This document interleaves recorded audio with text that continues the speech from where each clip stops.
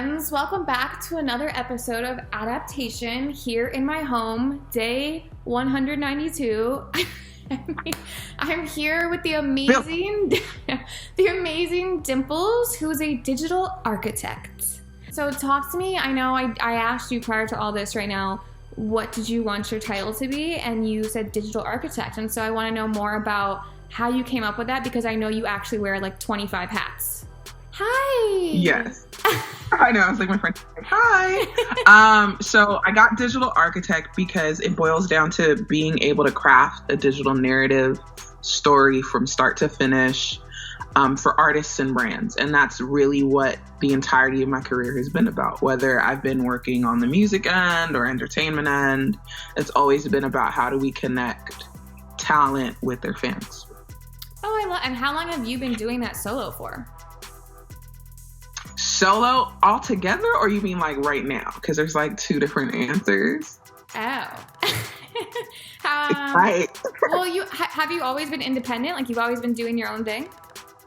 Okay, so how long has that been going on? Like, so I've always reverted back to doing my own thing in between stepping in-house to like learn some things, because you can only like know what you know, but you never know what you don't know, if that makes any sense. I actually think that that's like an amazing tweet, that you can only know what you know, but you don't know what you don't know. I mean, I completely live by that. I never want to stop learning. I never want to be the smartest person in the room. Like, I completely relate to that. Well, I feel like the stars kind of aligned for you, because you stepped out on your own once again, and now you've put yourself in this position where you're able to, I'm assuming you were already working remotely, and so maybe this has been a somewhat easy adaptation for you. What does that feel like?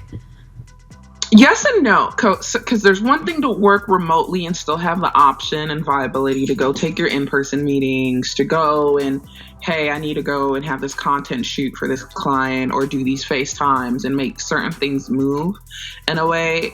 So I've had to adapt in the sense where I went from about 60% of my day being remote to now 100% of my day is remote. Right. But then on the other hand, like, being that I work independently, like, I already have the tools to make working from home a little bit easier. Like, the key thing is structure, setting deadlines, not being lazy. When you wake up in the morning, showering and changing clothes, and not just staying in your sweats the entire day in order just to see more productivity from your day. Otherwise, you kind of get in the lull of, I'll do it tomorrow, and it never happens. The one thing I always recommend everyone to do is if they are working from home, first 30 minutes when they wake up, avoid technology, which just sounds kind of counterintuitive. Simply because you're working from home, so you're going to be around tech the remainder of your day. There's no escaping. However, the first 30 minutes, give yourself time to wake up. Yeah, I know. I'm also horrible about that. Like, this is becoming a therapy session. I'm so... Do you hop on and go straight to Twitter? I go straight to while I'm still in bed, I like roll over, turn my alarm off, probably hit snooze a few times, and then I go straight to Instagram, straight to emails, straight to, like, you know, I'm really, really bad at that, and I know it makes a difference. You mentioned some of the, like during the daytime when you're meeting with teams, are you able, and it's totally fine if you can't, but are you able to share some of the projects you're working on right now? Right now I'm working with Brittany Howard from Alabama Shakes, working with Mulatto, working with Good Girl, working with Next Town Down, just to name a few. And literally just it could be conversations either where I'm talking with talent or their teams internally at the label, just figuring out right now like what everybody's doing moving forward, because I'm like, when it comes to this pandemic, it's hit every artist, everybody, every single human in a different way. And music is doing this thing where we're having to rebound and recover in a way unlike before. So I'm like, the last time that there was a real recession in music was around 9/11. And it took music industry about 2.5 years to rebound. So people are trying to figure out how to sustain and help their artists make money in the interim of right now, because artists can't tour. Yeah. Shows are canceled. Yeah. Mailing is overwhelmed, so you can't necessarily sell merch. People don't have disposable income, so selling merch also wanes. How do you keep artists engaged with their fans when streaming is down? Streaming is a secondary activity and the general consumer isn't working. So normally, like when you're streaming music, you're on your way to work, you're at the gym, you're at a location, you're with friends. You're not doing those things. So how does an artist keep you engaged?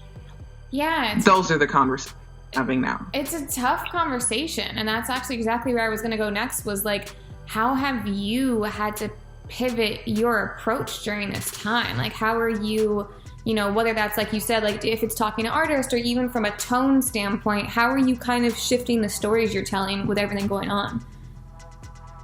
I think the biggest thing right now has been about like sharing elements of humanity, like whether that is, and you can go check out Britney's Instagram where she's like, she was a little anxious. She's like, I don't know what's going on. I'm going to play this harp and this harp makes me feel better. But then she's like cursing because she's like, this is how I feel. And it's like, it's such raw emotion. But she shared it because she's like, hey, quarantine day 10, this is how I'm feeling. How are you? And I think so often with artists or with talent in general, we have to build images. And right now what's happening is such a human attack that we're able to share bits of humanity. So like the conversations that I'm having with the clients is to focus more on building value with the people that connect to them musically, versus like being worried about the base metrics. Yeah, I love that. I would have never even thought of that personally. I think it's such a interesting take on everything. And as you're talking, I'm thinking about like some of the content I've been watching on social, and I know all my friends were sending around, which was so silly, but Chrissy Teigen and John Legend had that wedding for her daughter's stuffed animals the other day, and it was just like so precious to see how they're coping, how they're keeping their kids entertained. I mean, she's, I think, a really great example of somebody who's always been really unfiltered and really transparent. But I think you're right. A lot of times, especially with artists and talent, you get this polished image. And even though social media is very transparent, it's definitely a curated version of whoever they are. So times like this, you can tell who's being authentic and who's actually being real and not just, hey, let's all be positive or let's all put on a happy face. And it is nice to see someone being uneasy, because that's the reality of the place we're in right now. Exactly. So yeah, that's what we're up to. How are you feeling, just on a personal note? What's it been like for you for the last few weeks? The last few weeks have been very interesting. As crazy as this may sound, I'm not necessarily worried about coronavirus in the traditional way. Yes, I'm concerned about my family and my friends. I want everybody to be safe. And it's very concerning that people are dying and that there's no resolve. But like personally, I've had this overwhelming sense of peace. And it's going to sound super, super weird, because it's moments like this that force you to sit down and be still with yourself that you have the greatest breakthroughs in your life. And I'm like, cool, what's my breakthrough about to be? Like, I'm literally like patiently waiting, like, what is this next step? Working out, staying focused, because something greater is coming. And it's just like having that peace before that thing hits. I forgot who I was just talking to, but last week I was having this conversation and someone mentioned to me, like, a lot of these geniuses, like you think about like Einstein or these like really prolific artists, they pay all this money to go out into a remote place in the middle of the desert and have like, meditation, quiet time, because they want a retreat to just shut down. And if you think about it like that, we've all been forced to take a pause. Like, it's not just like one person is like, I'm going to do this. It's like, no, the whole world needs to like take a beat right now. And I think the way you're looking at it is a really beautiful way to think of it. Like, okay, how can I use this time to manifest whatever my future looks like? And I think we all share similar sentiments that this is an unfortunate way it had to happen in a very sensitive topic, but just human nature is to want to make the best out of things. And I think that's why you see a lot of these conversations now on like, a lot of people being like, oh, we shouldn't be joking, we shouldn't be making memes. And then the other side is like, well, laughter is like the best medicine and all you can do is laugh. It's just that's kind of how society works. Like, we have to find the good in something. And I think that's what's going to get us all through, is trying to find a silver lining in all this too, which it seems like you're doing. Yeah, no, definitely. You have to. Otherwise, the truth of the matter is everything that's concerning us or concerning in that regard is out of our control. Exactly. Like there's nothing you can do about it. Like, you don't have the cure. I don't have the cure. What are we supposed to do? Yeah. Like, do you know what I mean? So I'm like, what we can do is control ourselves and control our surroundings. So why not do it? You've said so many things that hit home with me personally just during this like 15-minute chat we've been having. It's just, I am a type A personality that likes to have control over everything.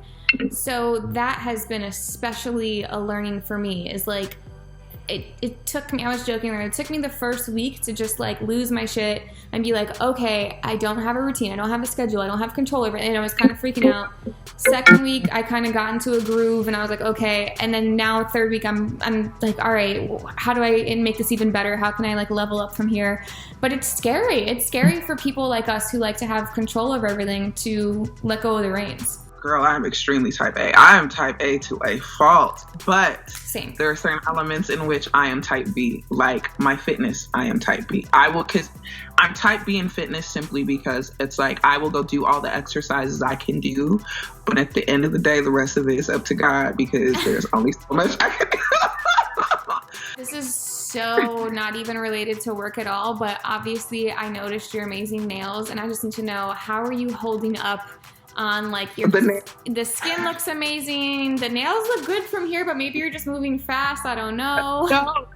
You know what's so funny is, and this is just the type A in me, I knew this was coming. I knew lockdown was coming, so I got my nails done the day before lockdown started. I'm the same way, like my nails and my hair, and obviously my hair is like fading rapidly. It's usually like battery acid green. Right now it's like some kind of like chlorine situation, but it's the same thing for me. I've been texting my hair guy like, hey, so should I just make an appointment for May 1st, and then if you have to change it, we change it, or like, because then that's another thing, like, how are we all gonna get in with my lady May 1st? Yeah, like the nail shop, how am I gonna get in? Like, these are all very important things that are, I think, on a lot of our minds, people aren't talking about.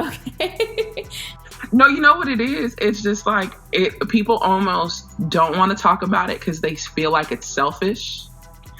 But I'm like, I don't take it as I'm like, it's literally self-care. Exactly. Like, if you don't take the time that you take to go get your hair done, that time you would use working, you'd be neglecting yourself. Yeah.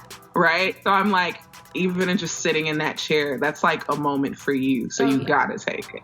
I mean, there's been times I've been in that chair with my laptop too. So sometimes I do the same, the 2-in-1. But now I've been doing the same thing at home, I'm still trying to do my self-care Sundays. Like, that's the day I wash my hair, because now we're down to only having to wash my hair once a week, because why else would I wash it?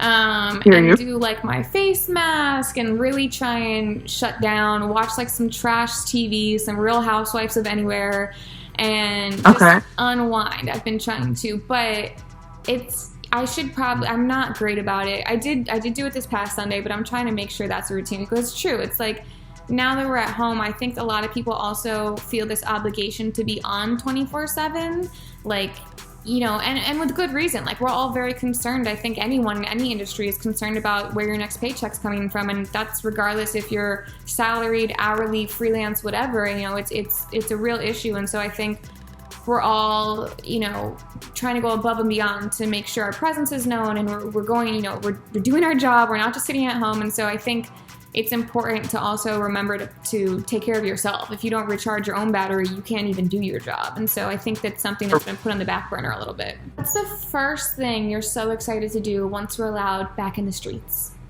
The first thing that I'm excited to do the moment we're allowed back in the streets, I'm going over and I'm giving my friend a hug. Listen. I live by myself with my dog, and my dog is great. However, my dog is not a human. Okay. And you never realize how much you miss, like, the idea of like human contact.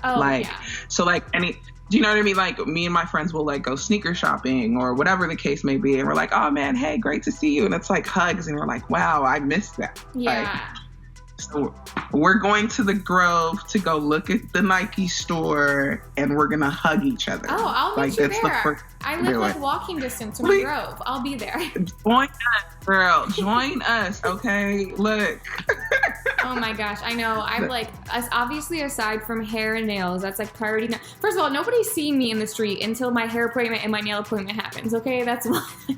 But you know what's so, because I'm literally like, okay, first thing out, yeah, I'm gonna go see a friend, get a hug, gonna go to the Nike store more than likely, and then I'm gonna go sit and have my hair done just in case we go back in. I need a more sustainable hairstyle. That's okay. Like we gotta make decisions. I have how many weeks? We have 4 weeks to make a decision on what look we're gonna come with next. Right. Like, oh God, knock on anything at this point. Right. Oh my goodness. Well, I don't want to take up too much of your time because we've already gone above and beyond, but thank you so much for just like sharing some of your advice and being so open and transparent.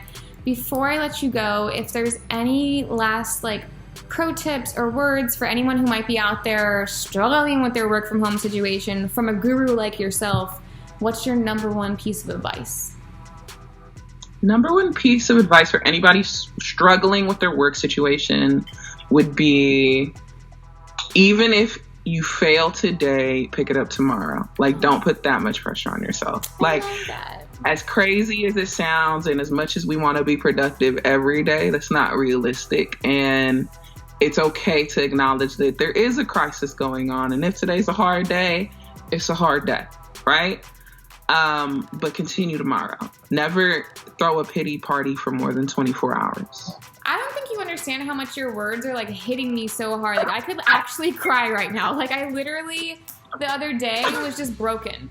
Yesterday I just hit a wall and was just broken and was like, I need to go to bed and try again tomorrow because today is just not happening. Like it's rough. Look, and the crazy thing is like that's okay. Like, do you know, like it's really okay. Yeah. Man, today's a rough day. Cool. Turn off the computer, watch Netflix, try again tomorrow. Yeah. Like, but the thing is, I always say, give yourself that 24-hour limit. Like, can't throw a pity party for longer than 24 hours. Oh my God. Have such a good day. Honestly, thank you. You don't even understand like how much this did for me, just this conversation. So thank you so much for sharing all that. Yeah. Oh my God. Hi, Nipsey. I'm glad. Look, he's like, what is going on? Oh my God. All right. Bye. Stay safe. Bye. You too.